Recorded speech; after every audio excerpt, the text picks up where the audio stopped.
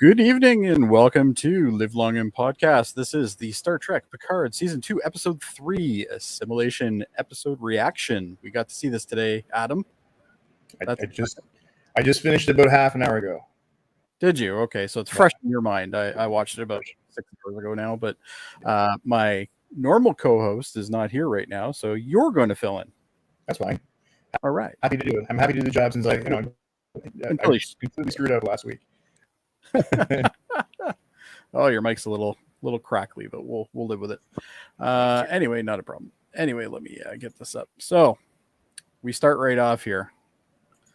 We start right off where we ended the last episode, which is obviously the no waiting at all. Nope. Just literally went right into it, and I thought this scene was going to take a lot longer than it did. It was a couple seconds, like literally. I think I actually got some screenshots here. Hold on, let me bring this up. Better than I thought. Actually, I liked how it resolved itself. Yeah, exactly. So basically, we see at gunpoint, same way the episode 2 ended. They're at gunpoint by the president's husband. Well, or at least, technically not Seven's husband, but Seven's husband in this reality. So anyway, we have that, and then essentially, Elnor is over there. He's already shot. That's where we ended in episode 2. So with that, we ended up doing that. I can't remember the guy's name, the president guy, or the president's husband, I guess. Technically, I don't even know what you call him. What do you call him? First man? What is his job? He's a magistrate. That's all I know. A magistrate, that's it. Yeah, we'll just call him a magistrate. Basically, she's like, Seven's like, what are you doing? You're interfering with our spec ops thing that we're doing here. What are you doing? What are you doing? Good attempt. Good try to cover up. Yeah. Again, this is Seven's theme. This season is I'm going to try covering up as best I can. Right. Yeah. So I'm not totally sure what happened there, but anyway, we ended up. We're still at gunpoint. She's trying to reason with him. He's not having it. He says something along the lines of, what's my full name or something like that. And she has no idea. Right. No. So he's like, yeah, I knew you were a fake. So at that point, it's what's going on. Oh, we got a comment here already from Jeremy. Time for me to start watching. Oh, geez. This is a spoiler, my friend. So I know Jeremy very well. And do you? Yeah. Has he already seen it? No, he's not. He hasn't watched any of this season yet. So I actually watched season 1. So I'm not even totally sure you should be watching this then, man, because this could be a problem. Spoiler alert! Spoiler alert! All right. Anyway, let's keep going. Hopefully, Jeremy, we won't ruin anything for Jeremy. It's fantastic, Jeremy. You got to start it for sure. Don't think season 1 is the reason why you shouldn't watch season 2, because season 2 is much better so far. Anyway, don't listen to him. If you haven't seen season 1, you got to give it a try. You do have to still watch it though. It's very good. It makes more sense. This wouldn't make a lot of sense if you didn't watch season 1. I think there's a lot of stuff that you wouldn't understand going on. It's not like Discovery season 3 where you can just jump in it. That's what I did. But anyway, we see Dr. Jody in the background. She's basically trying to gain access to, I guess it's the warp drive computer system, whatever, for the La Serena. I think she was working the hardest on the whole ship at this point. Everybody else has got their hands in the air. So yeah, and you know what? Here's the problem that I have with Jody. I hated her in season 1. Absolutely despised her, and the problem is that it's just not doing it. So I don't know what's going on here. Oh, we got another visitor. It is Discovery's own Michael Chan. How are you, sir? It is. I am doing well. And I rate this episode of Picard that I haven't watched 1 out of 10 on Dave's behalf. Oh, okay. So you have seen this one? No, I haven't. I haven't even. Well, we're going to spoil this, dude. So why are you here? Because we are invading your show since you guys invaded ours the last 2 weeks. We are invading from the 32nd century. That's right. We time 32nd century. We time jumped. All right. Jeremy says, I will definitely watch season 1 first. Well, so will I. That would be a good idea. I watched episode 1 again last night. Did you? Yeah. How's the little one, by the way, Michael? Oh, he's good. He's awake. He's chilling? Yeah, he's probably going to puke up all over my jacket. With Discovery's own Michael Chan. Well, I've already said that, Dave. You're like 20 minutes behind. Impressed tonight. Anyway, let's keep going. So at this point, she's at gunpoint. She's trying all the reasoning. He's like, you know what? I'm not having this. You're definitely an imposter. We better get here, Michael, because but make sure to watch the Discovery podcast at 9:30 Eastern on Live Long and Podcast. Yes, please do. I would recommend it as well. Even though the hosts are great, the show is terrible. But what can you do? The show, they stuck the landing. Don't worry. What's that? The show is not terrible. The show I can't hear you guys. Especially what? Can't hear you guys. All right. Anyway, so they can put themselves back in anyway. For all the watchers out there, I'll be there at 9:30 with them because I have 20 minutes left to watch that show tonight. So we're trying to get through this so you can be there. All right. Thank you so much. We don't know where Davan is though. I don't know what happened to Davan, but anyway, must have got confused on the time, eh? It's been going around lately. Anyway. Well, it is 9:00 Eastern or West, whatever. He's in the Atlantic time.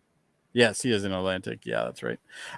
So with that, yeah, we have, we have this amazing bitch slap going on here. This was crazy. It looked like it hurt, but 7, she took it easy though. She took it pretty good. So, I don't think 7. This is not 7's first slap to the face. No, I'm sure it isn't, especially how she talks to people sometimes. And then we see Raffi, and Raffi is about to go in, I'm about to kick some ass mode. And that's what she does, basically. So between all of them, they just start kicking ass. So they're all, ruffling. It's really hard to get screenshots of that, by the way, as you can tell. And then vaporization, my friend. And the effect on this is really awesome. I loved it. It looked good. So they're vaporizing people, not even thinking twice about it. They're all gone. It's like, doesn't matter. We're going to fix the past and these people won't matter anyway. So it doesn't matter. I guess that's the theory anyway. So I guess their weapons were there's no stun. It was kill only is all that's on that one. I have a funny suspicion though, that none of them were going to change it to stun anyway. Let's be honest. No. Like these guys looked pretty mad when this was happening, and Elnor is already down, right? So, well, Elnor's down, but the magistrate already referenced the fact that Elnor, kicked the crap out of his security guard. So yeah, well, we saw that in the last episode, right? Yeah. Just Elnor just going to town after they were beating him up. He was just faking it though, and then he starts beating the hell out of everybody. So it's pretty sweet. And even Raffi gets in on the vaporization fun. So here you go. So anyway, obviously we have the group over Elnor. They're obviously concerned. Then we see an external shot of the world, and basically they're like, okay, Raffi, I mean, not Raffi, what's his name? The captain guy. Ritos. Yeah. Rios. There you go. Rios, it's time to get the hell out of here is basically what the scenario is. At this point they're trying to get him stabilized as best they can, Elnor. And we see a pretty grotesque shot. I thought it was pretty good, other than the fact that the blood looks like Jello that hasn't set yet. But past that, it's not too bad. But we got some pretty cool space scenes too. Like the budget's still rolling here. Like again, this series, this season has just not disappointed in its production. It keeps going up and up and up. I'm loving it so far. So we're doing good. But we got some great shots. But that scene, right? They're being chased now by other starships or battleships, whatever you can call them in this world. Yeah, and they're being chased. I think I got some shots of it. Yeah, here's a couple. Basically these are like the starships of the Confederation, Confederation. I don't know how long it took them to come up with that, but Con plus Federation, Confederation. I don't know if that was on purpose or not, but anyway, either way, it was. I'm sure it was Con, fake one. I mean, what was their slogan? Is humans? What was the thing? Humans. Galaxy's great and in charge with humans in charge, something like that. Yes, yeah, exactly. So anyway, but we get some great space scenes. Like, you know what? They're not sparing any expense at this point. They're like John Hammond there over on Jurassic Park. Like they're sparing no expense here. Like they're doing pretty good. Yeah. So they're doing good. And then all of a sudden, Picard just has this little tiny off moment, and there's Q, and Q's basically saying, this is the only way you're used to. This is what we're doing, right? And it's very trivial what he says. We don't really get what he's trying to say. But he's like, this is what you're used to. So this is what we're gonna face here. You're used to running away. You're used to fighting battles and all this stuff. So anyway, it is what it is. Again, Q. The thing that I thought was interesting with this, actually, and if I can go back to the previous slide here, if we look at him, he still has that eye thing, but he looks a lot healthier. Or at least to me, he looks healthier. Maybe it's just the lighting. I have a whole bunch of theories. I don't want to ruin it for anybody, so I'm not going to bother with the theories. But there's definitely something going on with Q. All right, we know there's something going on with Q. He is not what he normally is. He's normally playful, mischievous. He's like that. But in this, he's really angry. And he's angry at Picard. But this scene, though, was very reminiscent of Next Gen, where he would just pop in for a few seconds and whisper over his shoulder, what to do now, Jean-Luc? Do you go right or do you go left? Type thing. Yeah, but he was a lot more stern in this. He was like, he's not playful at all. He's not the Loki of Star Trek. He's angry. And he's mad and he's frustrated and a whole bunch of things. So it's interesting to see that character. And of course, John Delancey, the man can pull it off. He does it so well. So we have a couple of this. They start talking basically about how they're going to have to deal with this problem. At this point, Girardi's still trying to figure out how to hook up. But just point out there, he was in and out of that scene very quickly. And yes, it was like 20 seconds maybe. And nobody saw him. And no one saw him except Picard. That's right. So is it in Picard's head? Is he in his head, or can he, he can obviously, the guy has so many abilities. He can probably just show up and make it so nobody else can see him. Also very possible. So who knows? But anyway, we have Dr. Girardi. Dr. Girardi's trying to hook it up, and all of a sudden there's a big crash. Girardi falls to the ground. Rios is like, whoa, we got some problems here. We're getting shot out left, right, and center. And they got like a whole bunch of ships shooting at them. There's like 3 or 4 ships. There's a lot going on. I mean, let's recap, right? You've got Endor, whatever. Gosh, I'm bad at Elnor. Endor. Sorry, Endor. That'd be forest planet in Star Wars. Yeah, I'm not talking about Star Wars moon planet. Stop trying to upset the fans. They should be upset. That's a horrible, horrible movie in a bad scene. Anyway, different show. So they got, so first of all, they've got Q showing up. They can't stand, they can't see him, but Picard's quite distracted. They've got the 3 starships after them, right? They've got the Queen Borg on the ship. Dr. Girardi's on the floor, and they've got the man down below deck. What's going on? Stressful situation. Yeah, there's a lot going on here. You got Elnor completely, he's about to die. Like this guy is in bad shape. So then you have Raffi attending to him. You have, Seven trying to kind of jump in between. She's trying to be the nurse in this type of role, which isn't working really well considering they have no idea what's going on with the ship wise when it comes to medical supplies, stuff like that. They can't even find a tricorder. Just wondering why they didn't bring the holodeck. The med. Oh my god. The holodoctor guy. Well, it might not exist in this reality, right? So you got to remember that, right? So they came over, but not everything would have come over in that scenario, right? Enough, yep. But anyway, we got some more really cool shots. I thought overall, even like the explosions and everything are fantastic in this. Like this is like next gen movie budget type stuff. Like the next gen movies had effects that didn't look as good as this. So, in my opinion, well, hey, don't knock Nemesis. Anyway, I got to get one of the overlays for that. Anyway, we see one ship get blown up. So Rios is, he's holding his own here, but it's still not great. But what ends up, we go back to Girardi, and Girardi's on the floor, and the canister with the Borg Queen is down, which means we got a problem. She's probably out of the canister at this point, right? Which is her suspension tube canister thing.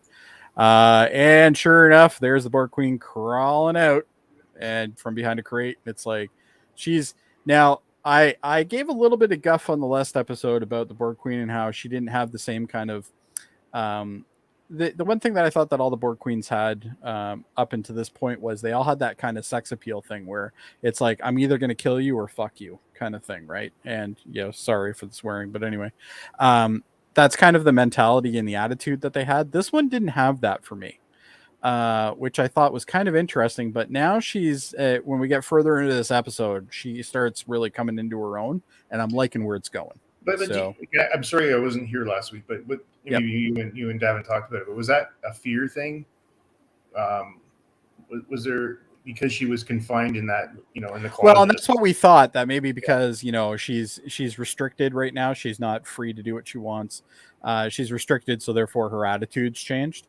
And for all intents and purposes, that was like her last day. Yeah. Yeah. Well, she was about to be executed, right? So this was a bad day for her. So she ends up crawling over towards Jody, and she's got this sinister look on her face. You're like, oh, what's going on? Jody's got the crowbar in her hand. She's feeling back in control right now. She's starting to realize that she does have some play here. She's got a little bit of room to move. And Jody and her have a quick conversation. I can't remember what it was about. It wasn't anything too amazing, but it was something along the lines of, are you going to kill me kind of thing? And she's like, no, we're going to do this. And, this is how we do this. Let me do it. And all of a sudden she rises up, and these, she's got the Doc Ock from Spider-Man thing going on, where she's just shooting out all these little tentacle things, and she's hooking herself, and she's actually interfacing herself with the ship, which I thought was a really cool effect. They did a good job on that too. I love the portrayal that they have here, the framing, everything. And this was directed by Leah Thompson, which is the obviously, as a lot of people know, this is from the Lorraine from Back to the Future. Like, this is she's been in tons of stuff. Some Kind of Wonderful, I think she was in some other big movies, but she's the director here, and she's directing an episode about time travel. Red Dawn. She did Red Dawn. Yeah, Red Dawn, the original Patrick Swayze one, not the remake. The best movies ever. Yeah, like this lady knows what she's doing. And even the framing and stuff, just from a visual aspect of things, like even if we look at this screenshot, like the framing is fantastic. It looks cool. All of a sudden, the lights in the back go to the Borg green instead of the turquoise, that kind of thing that they had going on, the teal. Before that, so just all of a sudden we have her kind of coming out, and she's expanding and metaphorically spreading her wings, which I thought was really cool. Let's recap why she's here, though. Really, I mean, remember she's here really because they need a way to time travel, and they know the Borg have a way to do that. They know how to do traversal time travel, and they know that the Borg Queen can do that. And actually, it even comes up later on, which we'll get into, as to why they have to have her, because without her, as they said in a previous episode, Kirk had Spock to do these calculations and all this stuff, which I guess Spock is very, very gifted, as we all know. At this point, these guys don't have anything like that other than the Borg Queen. So she's the one that's going to have to be done here. But didn't that give real credibility to Spock last week? That gave a lot of credibility to Spock. Yeah, like Spock was the reason why. I think in Voyage Home we took it for granted how easy it was for Spock to do that. But Spock's just like, yeah, no problem. We'll just swing around here. Bang, we're in 1985. Captain, I'm on my calculations. Don't worry about it. We're going back. Yeah, I'll start my calculations now. Exactly. So, a little bit of fan service there, which is always nice. This show is chock full of fan service as well. They do a lot of what Lower Decks does, which is just they throw in a lot of things, even especially the scenes in a couple episodes back where we have Picard and Chateau Picard and stuff like that. We see a lot of relics from his time in service, and then his alternate time in the last episode. We see people he's killed, which happen to be people that we know from all different Star Trek series. So fantastic. They've done such a great job on this, but it's not overdone in my opinion. Like they do a good job. And for the casual viewer who isn't somebody who's, going to go into all these little tiny things, it's still fantastic because you don't need to know it. It's nice to know it, but you don't need to know it. So they don't make it so you have to know all this stuff. They just make it as it's an extra bonus to the story, which is great. Well, so there is actually a really cool scene coming up too. It's a real shout out to Voyage Home, and we'll get to that in a moment. But Oh yes, I think I know what you do. I don't know if I have a clip of it though. So no, you don't need it. We can talk about it. It's yeah, good. we can still talk about it. So anyway, we get this nice, kind of rise to power scene with the Borg Queen. I thought they did a great job of this. The lighting was fantastic. Everything, just from a visual angle, like this looks great. This right now feels like it's a motion picture. Like everything that they've done with this show so far, they've really done a good job kind of capturing the big budget-esque of Star Trek without going overboard and without giving me a billion lens flares and all this stuff. Simple. Right? It's shadows and just I would believe that this is a next gen movie based on the quality that they've done with this. So that's what makes it great. But anyway, we got, obviously I like this. That's why I took so many screenshots of it, but it was fantastic. But she starts taking over the ship. So all of a sudden we start seeing all the consoles. This screenshot unfortunately doesn't show too well. But all the consoles are now starting to Borgify. So as she takes over the ship, she's about to do it. And the first thing she does is she starts listing off the stuff she's doing. And one of the things is eliminate the, the dangers or whatever. Right. And all of a sudden these two green photon torpedoes just fly out of the La Sirena and instantly bang, there they are. Right. And they're flying towards all their enemies that are chasing them. And as you can see, they're both approaching these two ships. And both these two ships get it right into the deflector dishes. Yeah, right where it needs to be. The weakest point on those ships. I don't know how she knew that because she's not from this timeline, but she did, and that's all there is to it. So obviously she's an asset. And of course we see the Earth in the background there with the terrible look of it because of that solar shield that they have and all that. And here's the console being Borgified, I guess, so to speak. I don't know if that's really a word, but it's almost to the point now that if you look at her facial expressions, she's almost getting off on this now. Right. So it's interesting to see this facial expressions that are going on here because she's starting to enjoy what she's doing. Because that's how the Borg Queen flies. She loves to cause havoc. Right. And that's what Jody, she's doing. I was wondering, did you feel at all this is sort of like religious iconic with the arms? Oh yeah, absolutely. Yeah. I don't like to bring that kind of stuff up just because everybody has different methods and different thoughts on that stuff. But I really did. But yeah, this is definitely almost a praise me type moment versus a I'm on the cross still kind of thing. Right? Well, so and I'm in control. Yeah, too. But I'm in control, and that's really the key here to all this. Is she is now in control, even to the point where Rios is like, just to let you guys know, I don't have control over this ship anymore. Like, I'm really not the captain anymore.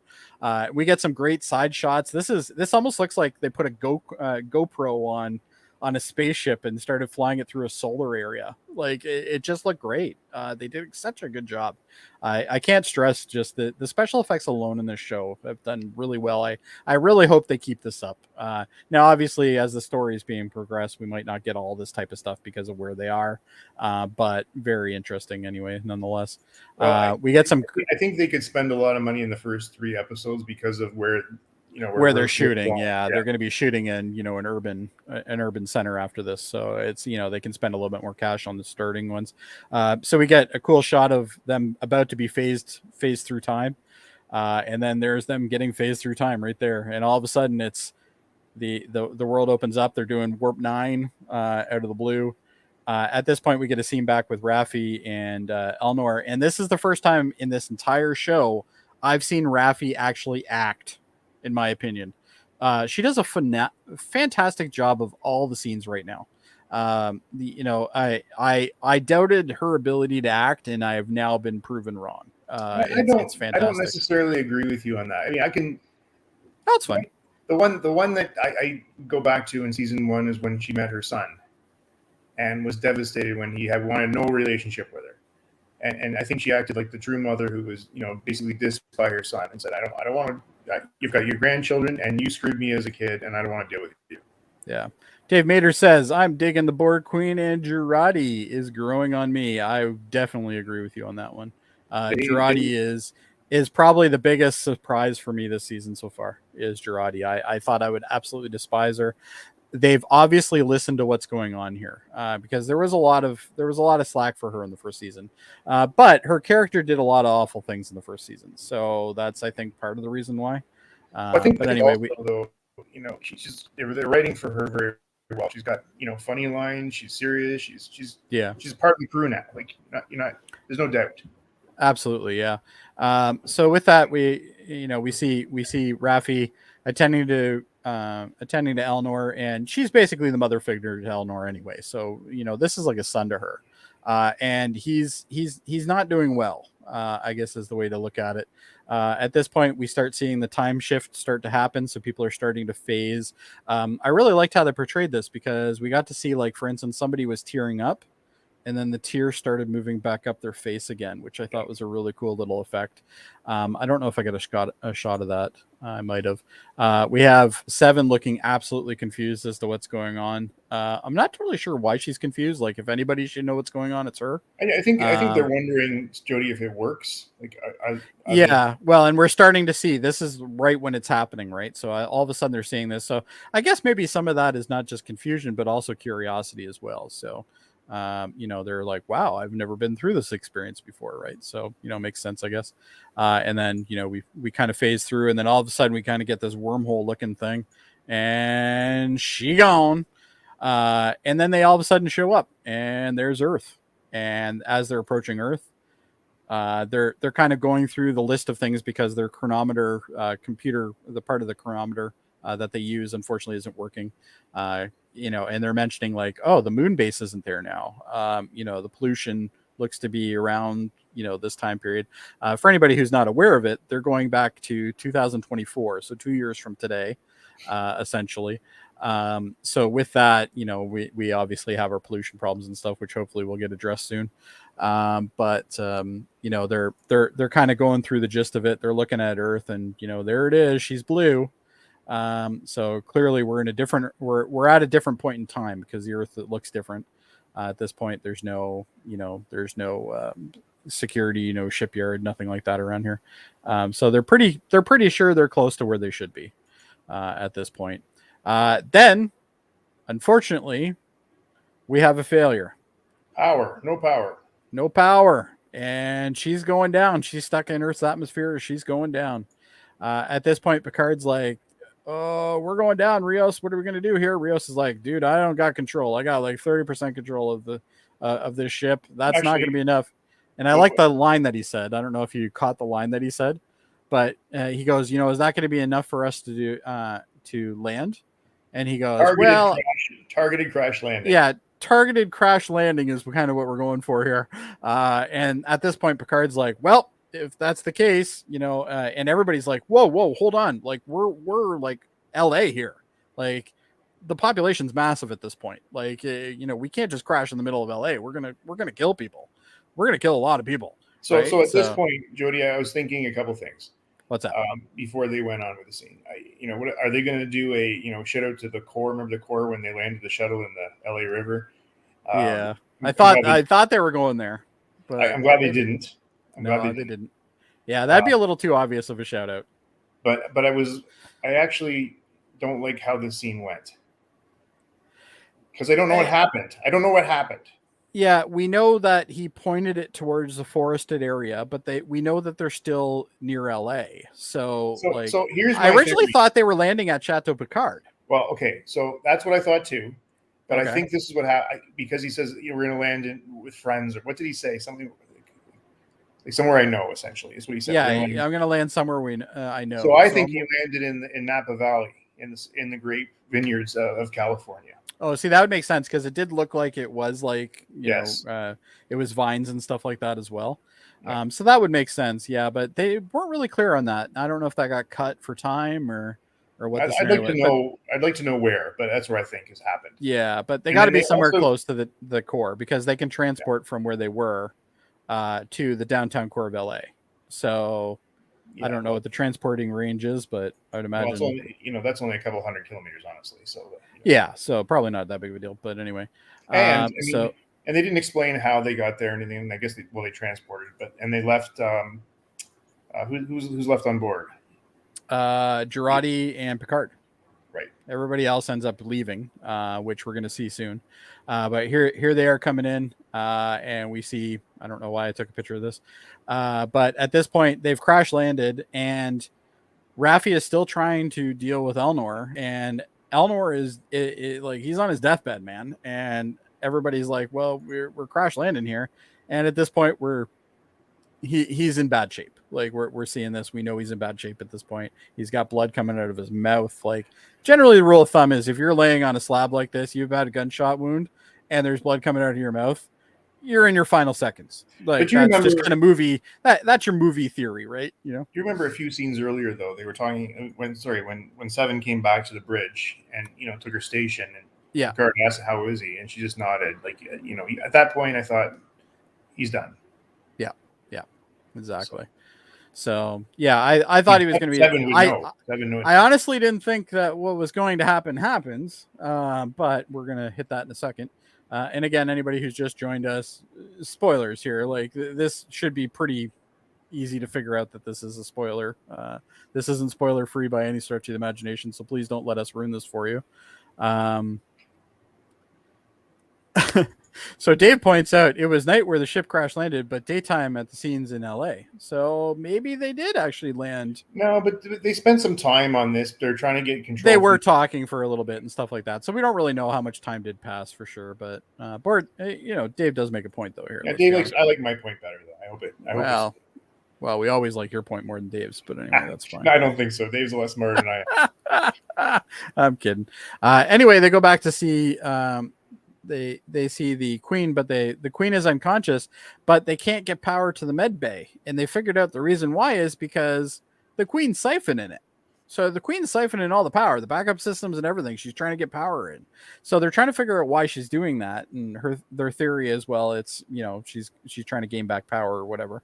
And at this point, Rios is basically like, I'm just gonna shoot her because like I want Elnor to live. I don't want her to siphon up the power. That's when everybody kind of reminds him that, whoa, hold on. We need her because she's got the information we need to be able to find out because she knows where the location of the Watcher is. Is it the Watcher? The Watcher. Is that what they're referencing it as the Watcher. They're referencing that. They get that. All that stuff. It's cool. It's fine. But you know what? At the end of the day, they have to keep her alive because if they don't keep her alive, this whole mission goes to shit anyway. So we have to decide: do we have a Borg Queen or do we have Elnor? Right? Can they get back without her? Well, that's the thing that I was thinking, but nobody actually mentions that the entire time because I think they're more focused on getting the timeline sorted out than worrying about getting home. Right. So they're doing the old, Star Trek 4 thing where they're not that worried about getting home. They're worried about getting this thing done, right? They're more worried about whales, I guess, is a good way to look at it. But anyway. Oh, the whales had to get home, Jody. That's true. So we get some really touching scenes. We get some. I didn't think I was going to be as touched by these scenes as I was. These are two characters that I can't say I'm totally fond of, but Raffi is definitely, she's striking every chord correctly here. She's doing a great job. She looks at this amulet that he says that he has with him for luck. We get kind of a close-up look of it. I can't remember exactly what it said. I should have wrote that down, but anyway, that's something that when people watch the episode, they can get it. But basically it's like a motto that he kind of lives by. And as she's looking at this, he pretty much he's fading away at this point. And she's kind of looking at this thing talking, and she's like, you got to be strong, blah, blah, blah. And he's gone.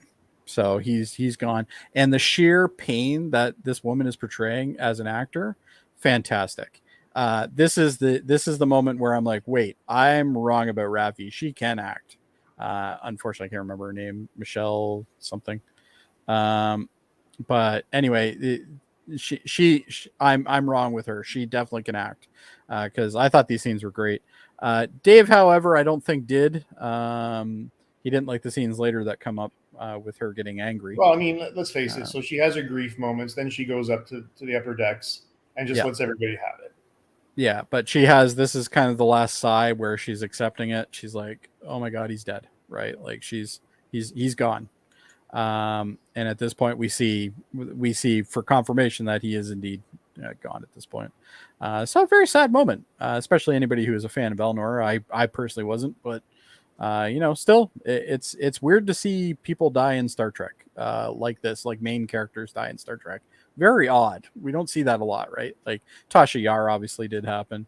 But the first show I remember really doing this was Walking Dead, and yes, and I think other shows since then have really learned from that. It's okay to wipe out main characters because it just they're gone, because then somebody else steps up. Yeah, somebody either steps up and gets a bigger play in the story, or we get a new character or something like that. So, but anyway, we get this next scene where Picard walks in and she's in, I guess, the morgue still. And it's like a morgue type situation, and she's body bagging Elnor and putting him into the fridge, I guess.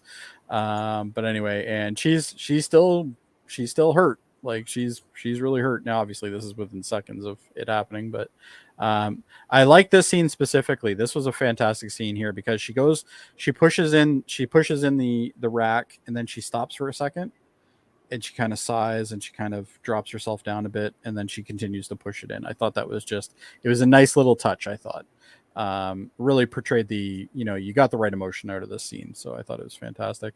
At this point, everybody's just kind of like, they've all kind of shown up to see what's going on. And obviously they all see Elnor being put into this morgue thing. So they're all pretty, even Seven's showing that she's upset. We don't ever see Seven. I think that they've all done a really good job of sort of adopting him as, yeah, he was kind of like the little rascal, right? And we get younger brother, whatever it might have been, for Picard, he was with him since he was a kid. Yeah, absolutely. So this is interesting to see. And we get Raffi and Seven kind of having a little bit of an embracing moment to a degree. Nothing major, just, obviously a show of respect kind of thing. And then this is where Raffi gets angry. She's like, we traded the Borg Queen for Elnor. Like that's what's happened here, guys. Like you guys are all assholes. Just to be clear, Elnor's dead, and we have the Borg Queen, which is, she's an ass, right? And again, Jody, the makeup on her face, they made it really dark. Yeah, she's angry, she's hurt, and she's mad. And she's gonna jump into every situation at this point. Like that, she's gone off the rails, she's upset. And again, the actress does a fantastic job of this, I thought, even though Dave would tell me otherwise. Which actually Dave here says Raffi chewing at the crew for Elnor was weak to me. I don't agree with that, but everybody obviously has a different way of seeing what's going on here. But anyway, let's keep going. But then she gives this kind of crazy smile, and I tried to catch it the best I could. She gives this crazy smile, like, you're an asshole, Picard. Like this happened, you're a jackass, basically is what she says to him. Like, this was on your watch. I have a real problem with the leadership going on right now, is what she says. And that's gotta hurt, man. That stings. That stings. That stings for sure. Like, because this is a decorated admiral, and numerous. Yeah, and he's heard this. She has come out of, like, she came and helped him in the last season, and has stood by him all the way along. And so I think that, the one thing that she wanted, she couldn't get, and it's his fault, right? So, but I think that she's really hurt at this point. That it'll come around. Yeah, and then Jody and her have a little tiny conversation. I don't think there really was much of use in this one. It was more of a kind of consolidation, consoling her kind of thing. And at this point, she's making it very clear she doesn't want to be consoled. She wants to get revenge. She wants to get this done and over with, because if there's even a chance that we can save the timeline and Elnor is going to be alive in the new timeline, she's for it, right? Well, so, just remember her question in that scene though was, if we change the timeline, will he come back? Yeah, and Girardi's like, I can't tell you. I don't know. I don't have the information for that. And she's like, and she's doing what any of us would do, is like say, well, I'm going to assume it is and go on with the mission. Yeah, we're going to get on with it. Then we get this I thought a pretty funny scene where Rios is getting geared up to go into LA here, downtown LA, and he's got his phase pistol with him. And Girardi's like, dude, you can't take that. Like, if you even leave that somewhere, we got a massive problem. Like, did you not ever see a movie about time travel? Like, come on. Like, we know this is something you shouldn't be doing. Right? What's cool is that she was right, given what happens in a few scenes. Yeah, exactly. So, but Rios is like, okay, fine, I'll go without it. so at this point, Picard gives a little bit of a speech, basically along the lines of, good luck, let's get this kind of thing Go done. find some clothes that you fit in with. Yeah, go find clothes. Try to find something that's appropriate to the era. And let's get it going. At this point, we get a scene with Jody, and Jody's now she's trying to get this Borg going, and at this point, she just can't get her going. So then she suggests to Picard, "What if we start an assimilation process? Then I have the ability to go in and change it. You can be my guide, and you can get me out if things go hairy." Right? Picard's like, "No, not happening. Don't do that. I've been through this. You don't want this. This is terrible. Don't do it." Right? And then we obviously get to see the suited up scene where they're going through clothes and stuff like that, and Rios is trying to pick some clothes that are suitable, and both of them actually look pretty good. So at this point they're looking fairly appropriate to the time. Still a little fancier than they probably should be, but either way, it is what it is. Then we get this nice little affirmation scene, I thought, which was really neat. We see Seven look in the mirror, and she's like, "Wait, I still don't have this my implant." Wow, that's me. I could get used to this. I sort of saw in that. Yeah, a little bit of that. Yeah, I got a little bit of that vibe too. And then at that point we see Picard, and Picard's just he's just kind of sitting contemplating life for a second there. And then Jody comes to him and says, "Dude, I got a plan. I'm going to be assimilated. You're going to help me, and then you're going to pull me out when I need to." And he's like, "Seriously, you need to get off this line because this is not where we're going." Right? Like, I'm Picard, and this is how it is. And we got a little bit of this is kind of like his kid dynamic thing going on here, right? Like he's starting to treat her a lot like, one of his children or something, or children that he wouldn't have. Anyway, all three of them are getting ready to go. We get this kind of cool little framing scene again, where we have the three that are going to be zapping out, and then we have the two that are staying back. And they're kind of facing each other, kind of like this might be the last time we see each other. So, good luck and all that jazz. Then Picard gives a little bit of a speech like, we have to get this done, because if we don't get this done, Elnor's gone. Right. And that's basically what he does, which I think is kind of a dick move, quite honestly. I don't know if you kind of got this, but you just saw Raffi go completely nuts. Okay. And then you give her a little bit of false hope. And then you're like, by the way, we have to do this, or Elnor is going to be dead permanently. It's like, wow, that's kind of a douche move to say after all this, but I get where he was going, but I think that speech could have been a little bit better. Honestly, though, this is just standard military, Starfleet. Like, it is, yeah. They lose people all the time. And, this goes right back to Kirk. You lose people. Yeah. Grieve them later. We got a job. Well, and that's really that's the way it is, right? You'll have time for mourning later. Like, let's get this shit done, which is kind of where they're at. Jody then's like, "Okay, hook me up, Picard. Let's get this. Let's get this going." Oh, Davan's joined. Yeah, go for it. Stop for a second here. I am stopped. What does she have, like, in her port?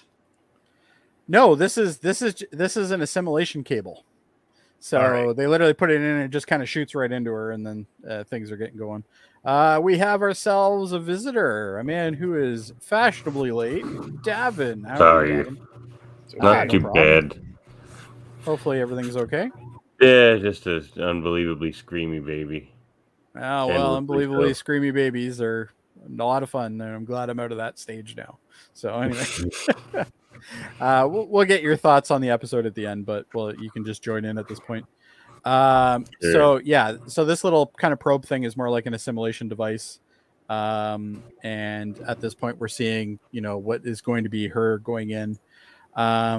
Picard is monitoring vitals going on, and then we get this kind of, again, Leah Thompson knows how to frame a scene. The woman is fantastic at this. I can't say this enough. All these scenes that she's doing, very symmetrical, very what's the word? Like comic pages.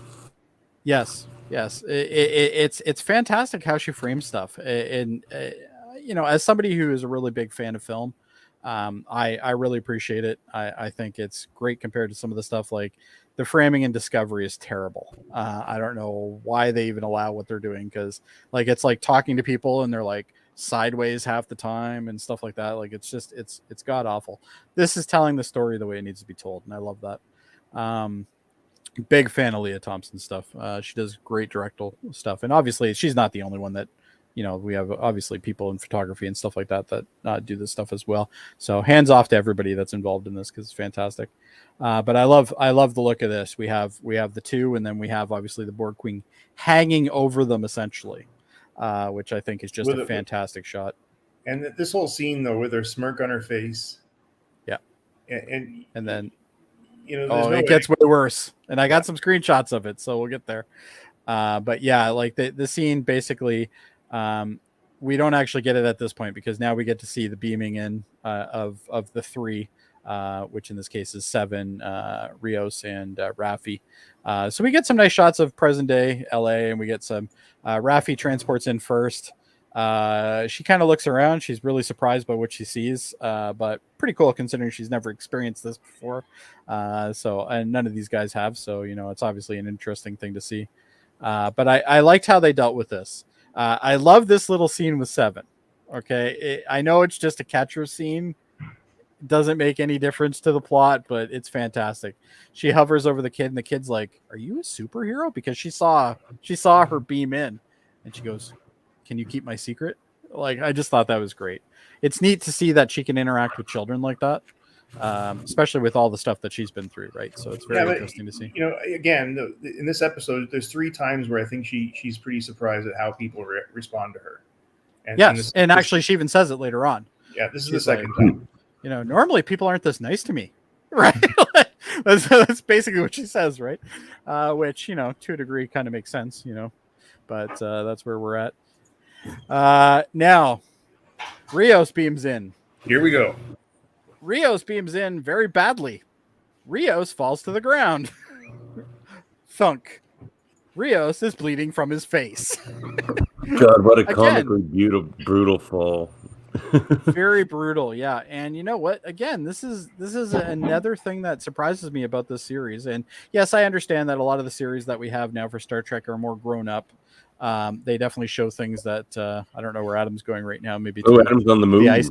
Yeah, well, he's in a hotel right now, or bed and breakfast or something. But I guess we're going to a different area in the house.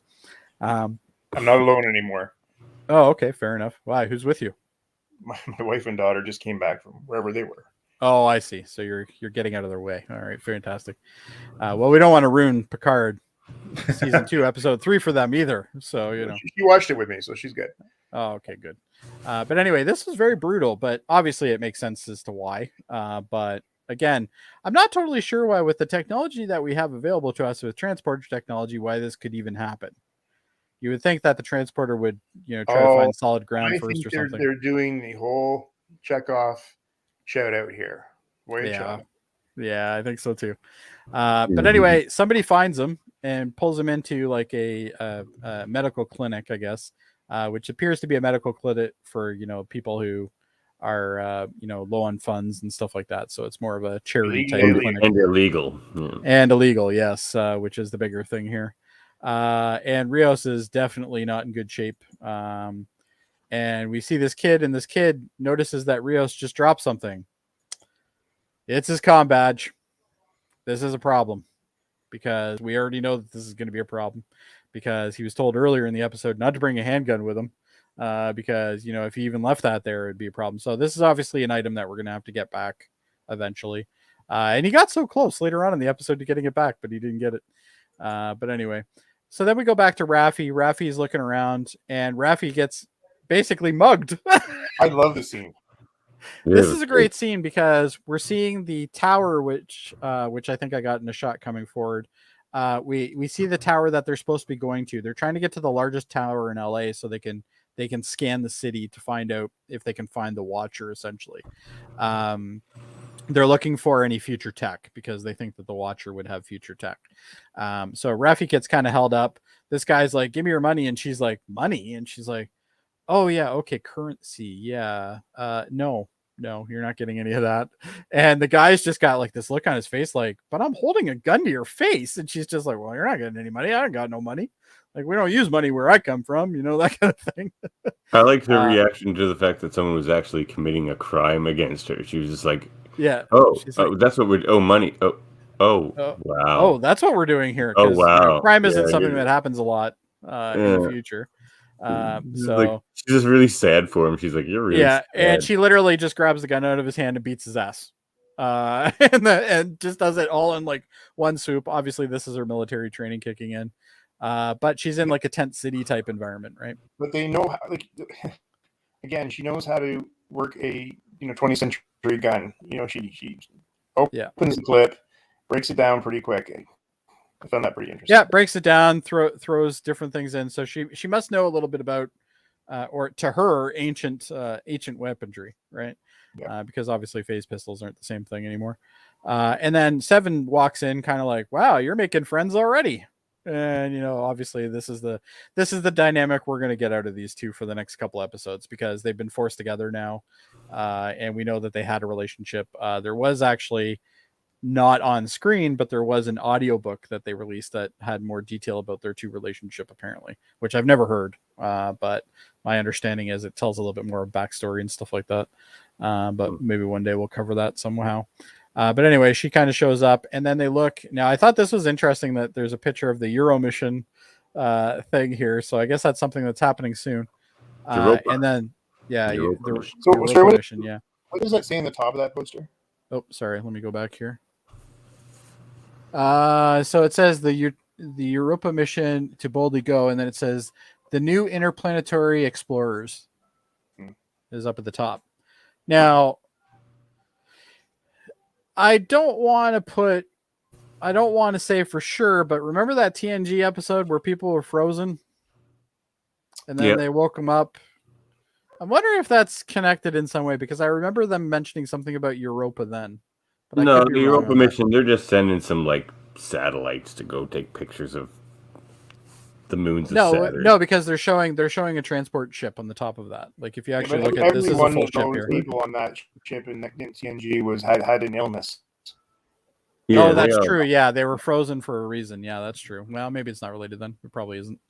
But anyway, I like the fact that they show the tent city, and then she makes kind of a statement along the lines of, we have kind of, her version of the rich and the poor kind of thing going on.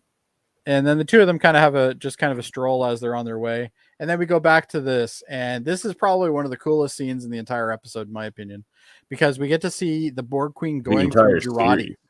Yeah, she's literally going through Jurati like a computer, right? She's hitting all different feelings and stuff, and we're seeing the reaction happen in real time. Very the cool. Concept of opening doors, like that was she's like, oh, she just found my sadness door, and it's like all of a sudden she's like, oh, and she's sad, and you can see the expression, and of course in stills I can't really get a lot of that going on, guys, but you saw the episode. It's fantastic. I love that idea, and this was the anger one. Yeah, it was really great. There was a Stephen King novel where they talked about going into rooms and opening filing cabinets for different memories and things like that, and it really reminded me of that. But I thought this scene was, I'm with you guys, it was great. It was cool, yeah, and it's a long scene too. It's probably about 5 minutes total. I'm not totally sure how to. For battle with the Borg Queen.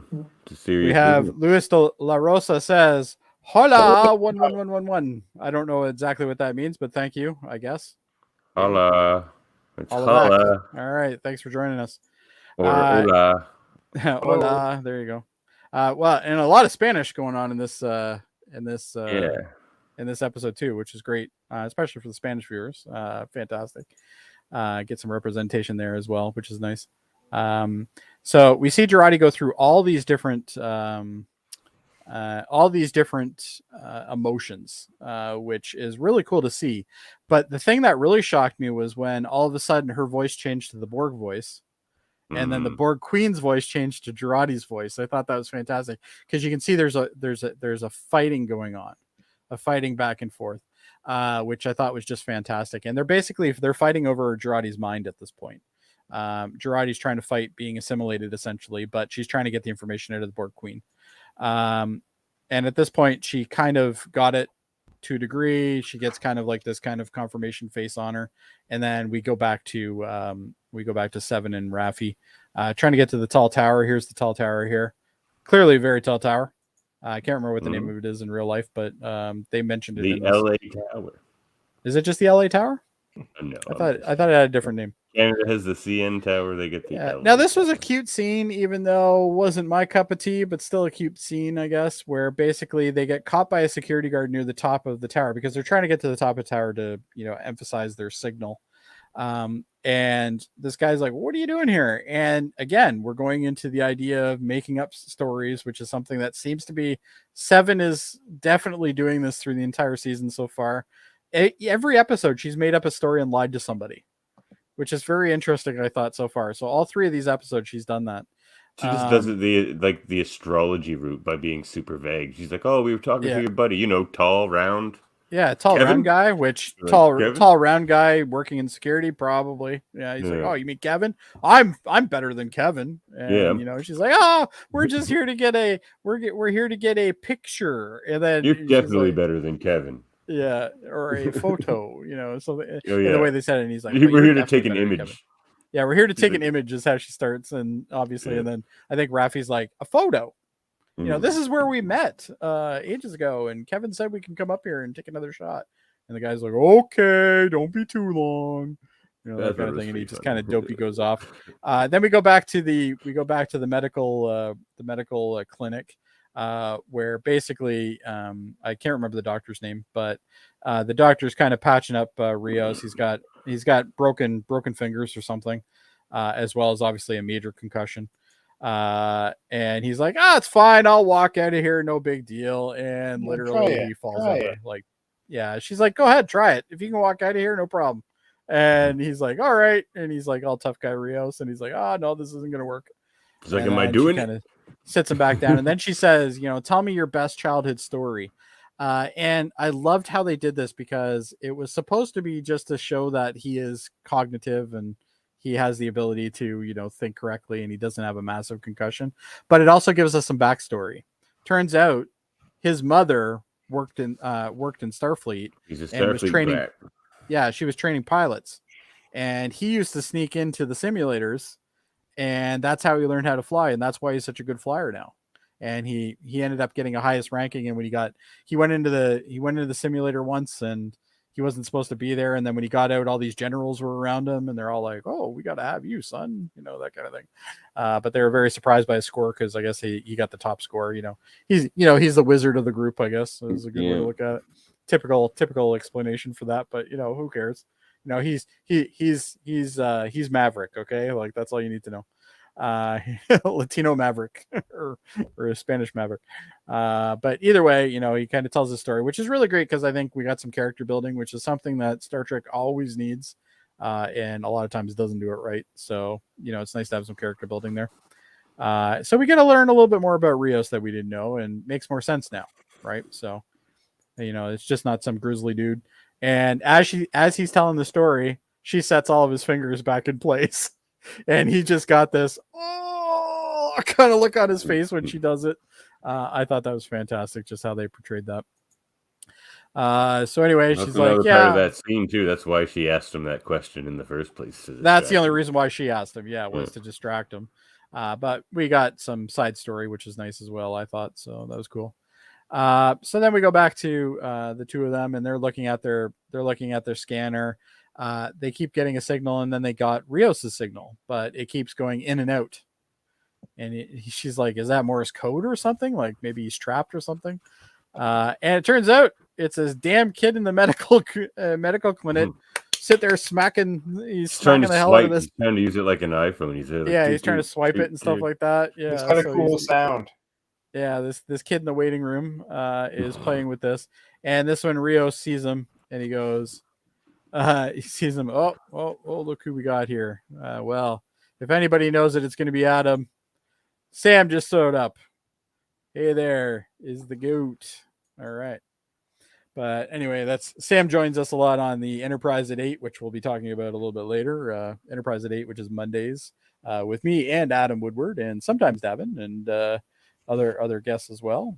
So join us for that if you ever get a chance. Anyway, let's get back to this.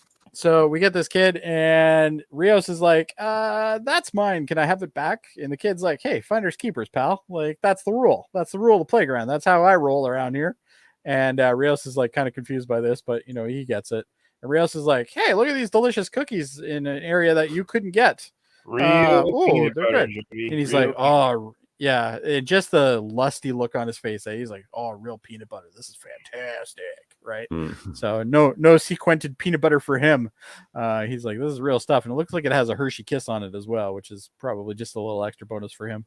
But anyway, he's like, hey, how about I trade you this plate of cookies for that comm batch?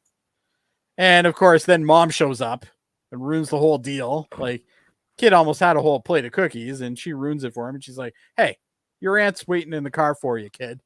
Get out there, right? And Rios is like, come on, man. I just want my comm badge, but I can't get it. And she's like, don't worry about it. You go back in, and when you're feeling better, we'll give you your change of clothes. We put them in through the laundry, and we'll get your clothes back to you, and then you can get your badge. I'll leave it at the front desk. And then we go back to Jody. Jody at this point is wiped. She's been unhooked now. And she's been wiped by this whole experience with the Borg. So we don't know where we ended with the Borg. We don't know what happened. And then we find out soon.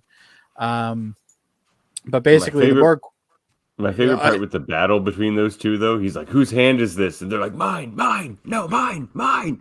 Like, they're just arguing back and forth. Yeah. Like two kids, intense. Right? Yeah. It's fantastic. Now, this to me is another great example of how the acting starts going past what I'm expecting, because this queen has been boring for me. She's been totally boring for me. And then she starts striving. And this is, well, she was meant to be. And they mentioned that. Yeah. She's like, now that the time dilation's not there, she has her like cognitive senses back. Yeah. She's back into tip top shape, and she's acting like an ass. And now I mentioned this in the last episode, Davan, if you recall, I said, there's something missing about her. There's there should have been some sexiness to her or something like that. And she is just, she reminds me of like the character Maleficent in a way, because she's got this kind of, yeah, like, so I take back what I said about her, because last week I said, this actress isn't like, our Alice and various other ones that have played the Queen previously. And, she's really boring to me so far, but now I'm seeing why they picked her, because she's sinister. Like she's really good at being evil. Like she's a good actress. She was kind of sinister in Runaways as well. Oh, was she? Okay. I haven't seen it. But yeah, no, I heard good things about her, and I'm like, well, when is this going to happen? Because it's not happening right now. But anyway, she gets really cynical. He's like, what do you want? She's like, well, legs for one. And like, some, and she's making demands to drown out all this maddening silence. Yeah. She now understands her position. She knows that she's required. Right. Yeah. So at this point she's like, well, I need some legs. Oh, and by the way, a ship. And Picard's just like, oh, what now? I can't give you a ship. It's the only one we got, right? Like, hey, how's that going to work, right? And legs, well, we don't want you mobile. Like, come on. You're mobile, we're screwed. Where she's chasing after Jody with her arms, though, is terrifying. It is kind of terrifying. Yeah, we already talked about it. But yeah, so we start saying, and she's recognized him as Locutus. And she's like, oh, Locutus. And she's got this kind of playful tone to her. I just thought it was great. Just how she basically she's saying, you guys can't do anything without me. Yeah, and you ain't got jack without me. So let's just drop all these goddamn games. Okay, you're gonna give me what I want, because that's how it is. And that's when we get some other things, but we're gonna see this first. But we get Jody basically. Actually, you know what? I might not have clipped it. I'm sorry. But basically, let me just go back so we can kind of set the tone here. But we get a little bit of back and forth between her and Picard, and then Jody is actually getting up. And Jody is basically along the lines of, just so you know, I know the stuff I need to know right now. I know the coordinates of where the Watcher is. So maybe you actually aren't in as great a position as you think you are. Right. And she's like, why don't we just shut her down? Right? What's so cool about this scene is that at the end of the other scene where she was coming, had to be unclipped from the Borg, is that you thought that she got the bad end of this. Yeah.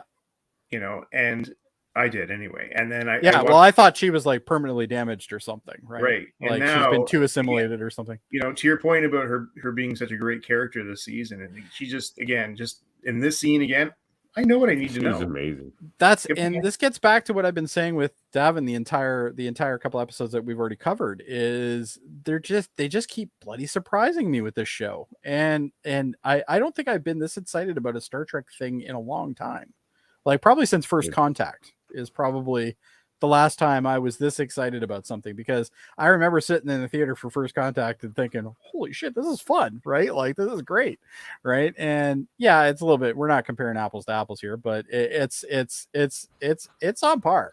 I actually think right now we're doing better. But obviously people would disagree with me on that. But for a modern Star Trek, this is definitely the best that they put out, in my opinion. Absolutely the best. So we'll see how this hopefully they don't screw it up. I'm still a little hesitant, kind of like Dave is, but we'll see what happens.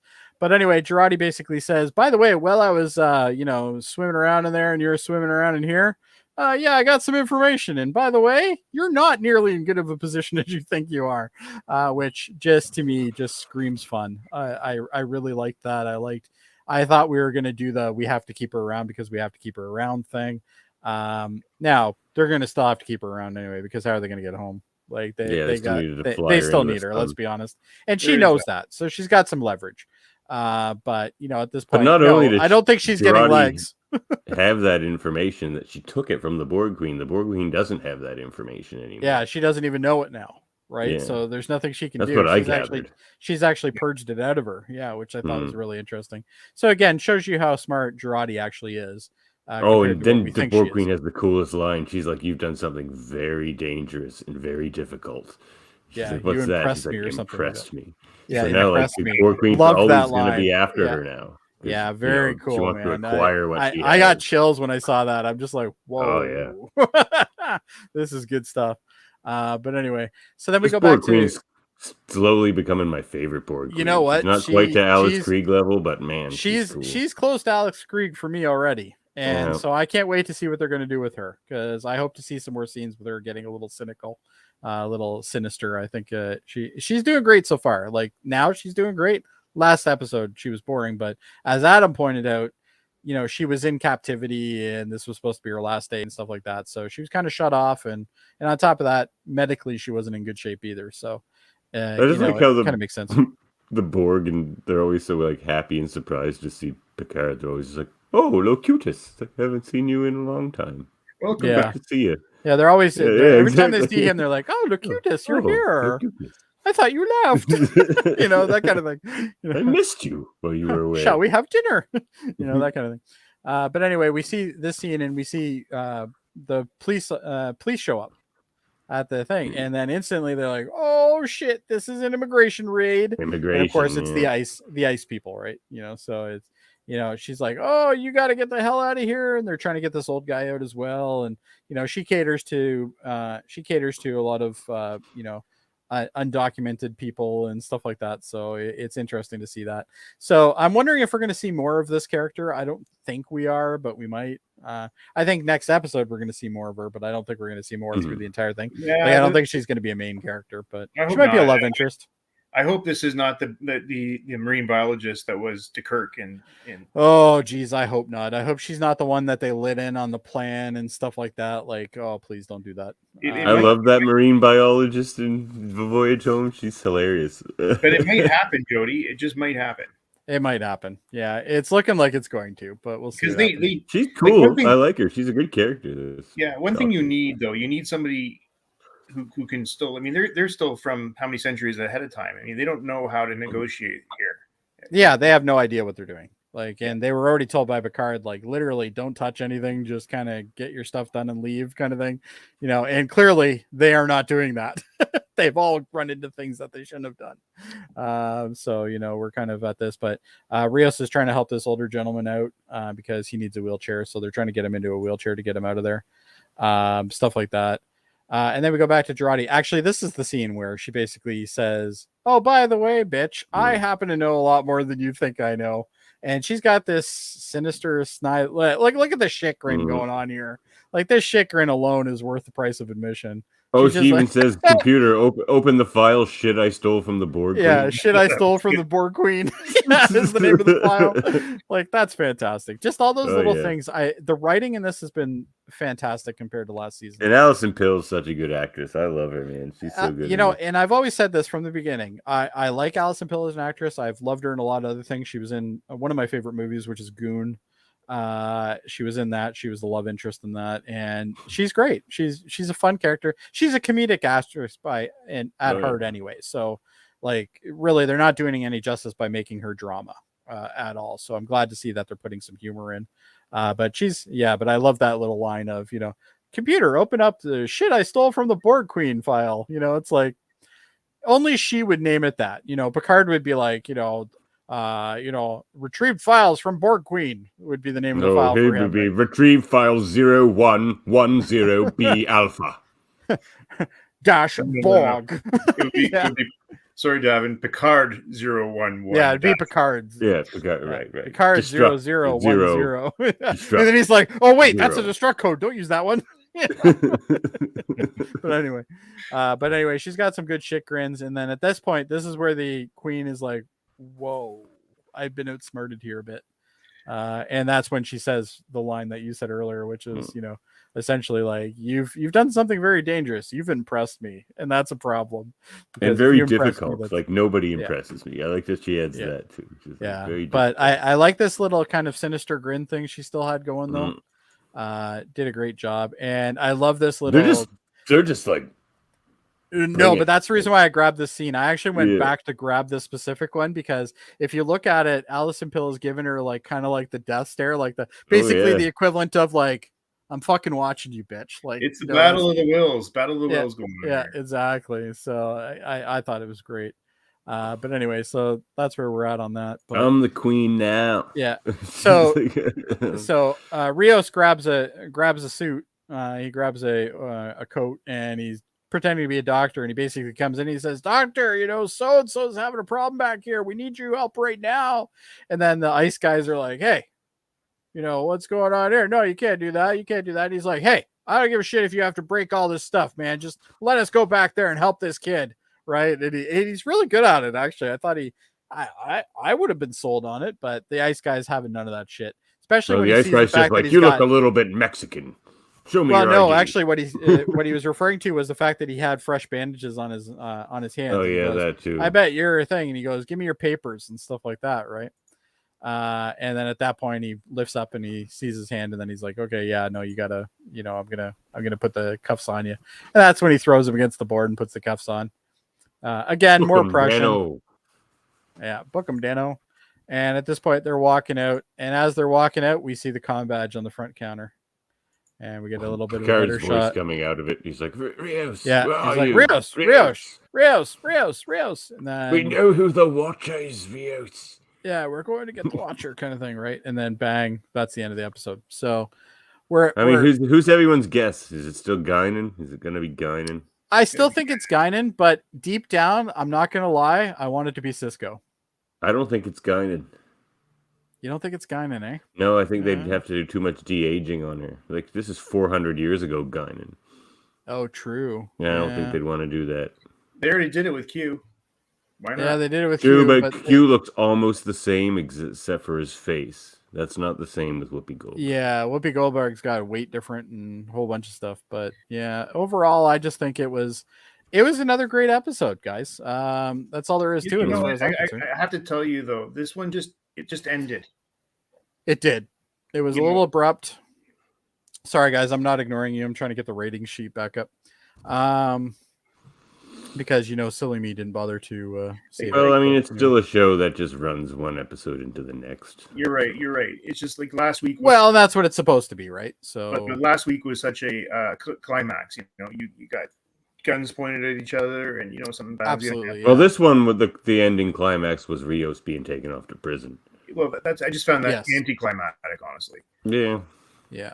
Well, that's true, and it's but one of those things. Again, what I thought would have been cool if the INS officer came back and picked up the communicator and took it with him. That would have been neat, but I'm glad they didn't do it. Well, I guess what's going to happen is Rafi and 7 and 9 are going to go there and find the communicator on the counter. Yeah, exactly. So anyway, gentlemen, it now comes a time where we need to rate this. Dave didn't give me his ratings yet, so we'll put that in after. Dave will give this one a 4. Oh, actually, sorry, Dave did put the rating in. He gave it a 9. 9, guys. 9. So this is his favorite Dave of all. Dave Bader of them. gave a 9. Can you believe this? Because he liked the Borg Queen. He liked the Borg Queen. He must have liked her costume. All he could say was he didn't like where the ship crashed. I'm going to tell you guys, I liked last week's episode a little bit better, but not much. So I'm giving it a 9 as well. Davan. It's another 10 for me, man. Another I loved 10, every scene man. of this Wow. one. I loved every scene in this episode. And the the Borg Queen and Jody stuff was just... See, I was thinking the same way you were going for most of the episode. I'm like, I think I like the last one a bit better. And then the Borg Queen Jody stuff was just so good.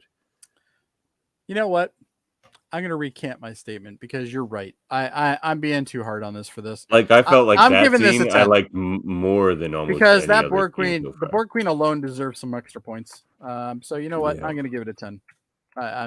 I don't give it 10s very often, but I'm going to give it a 10. Me neither. And it is like, actually better. I mean these 3 10s across the board, man. Exactly. This show has been that good. But the real question is, Adam. I agree with you on everything you said, except I found the end anticlimactic. So I'm giving it a 9. Okay, 9. All right, still can't complain too hard about that, can we? Which gives us right now an average rating of I screwed that up pretty hard. 9.5 because Dave's rating brought it up. Dave's rating brought it up 9.5, which actually makes this the best episode rated by us so far. And funny enough, this right now, as of IMDb's rating, IMDb is giving it a 7.8, which is actually the lowest out of the 3. So we think very high of it, but apparently IMDb users not so much. So the 2 weeks it had a slightly more rushed pace than the last 2 episodes. Like we were commenting on how the pacing was perfect in the first couple episodes. This one, they almost pushed that a little too far. Like there's that scene where he's like, "Get us back on the ship," and you hear Picard say that. By the time his voice is saying that, they're already on the ship and flying away. His voice I is did still notice going. that. It didn't bother me though. But it didn't bother me either. But it was that sort of episode where it was like a little abrupt in a few different. There was a lot in this episode. They jammed a lot in here. Mm-hmm. Hey, you know what, Jody? You remember this? So it didn't flow quite as much as the other 2, maybe. But so Davan, when we were doing your original series, my biggest complaint was, and I still stand by it, is that the episodes, I know what's happening. Yeah, the episodes were 50 minutes. Okay, and I should have only been 30. 40 would probably be okay. Or 40 is fine. Yeah, because that extra 10 minutes of was just a waste of time. Yeah, it was just but it was also the way network television was then, right? Right. So network television didn't have as many commercials as it does now. So that's episodes, the reason why it was 50 minutes. These episodes are, guess what, 50 minutes, and you don't notice. Not even. Mm-hmm. No. And actually, at the end of every one of these episodes, I always think there's going to be at least 10 more minutes. And then I'm like, that was my point. Is that this episode just like when they showed me the comm badge, I'm like, okay, what's going to happen next? And then all of a sudden, it's like, and then the credits come up, and I go, what the hell? Come on, guys. Like, it's actually sort of been the opposite with me with this show. Like I always expect the last 3 scenes. I always think are the end. I'm like, all right, that was the end. And there's another scene. I'm like, oh no, that was the end. And then there's another scene. I'm like, oh, the end. I try not to watch the time, and yeah, I did tonight, and that's why I said that. But listen, I got to get to the Discovery episode in 9 minutes. I still have 10 minutes to watch, so I'm gonna go. So great to see you both. Take care. Thanks for joining us, Adam. Thanks for filling in for Davan when he didn't show up on time. Well, hey, I'm supposed to be here. So now he can't give you shit for not showing up on time. I knew. I was laying down too much, throwing too much shade. I was saying you were chirping me. I was saying 17 minutes ago he was chirping me, and where the hell is he? Anyway, thanks for joining us, Adam. We might jump in on the other one and crash your guys for a bit. Yeah. I will. Don't you worry. Not only will I crash it, I have new overlays. Was Adam's audio I'm not a merry man to you, or is that just my audio? Oh, that was the cracking of him. Yeah, Adams was he's in a crackling? hotel, so yeah, Okay. the internet's not always great. Anyway, we have a lot of things going on here on Live Long and Podcast. As I mentioned earlier, I hope you guys enjoyed our reaction video for this one. We have on Monday. Oh wait, reaction face. Oh, good reaction face. Great. Maybe we'll get a Worf. That's what I reaction thought face of the too. episode right Yeah. there. Shock and amazement. Anyway, we have other ones on Live Long and Podcast. We have on Mondays, we have Enterprise at 8, which is where we do a rewatch of the Enterprise. We're currently still on season 1, and I think next episode is Fusion. Then on Tuesdays, we have DS9 at 9-ish, which sometimes starts at 9, sometimes 9:05, sometimes 9:10. Depends on when Jeff decides he's going to do it.